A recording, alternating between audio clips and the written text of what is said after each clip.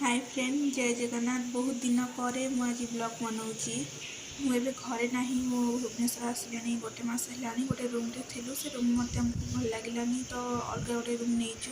तो ये रूमटा आमको भल लगे टी दूर हेल्ले कौन हम कि रूम टी भल अच्छी।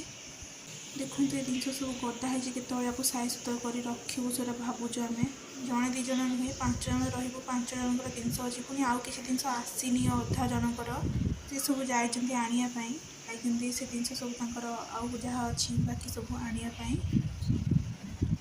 मिकु रूम टा केमी लगुची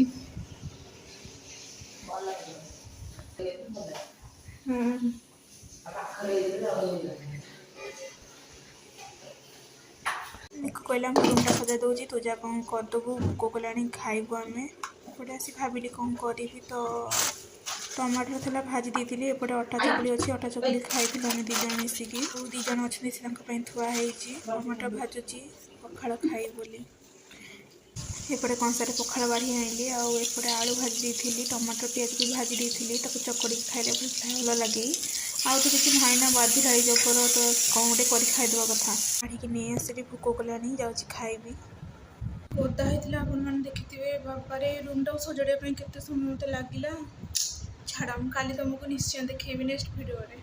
रखुची जय जगन्नाथ।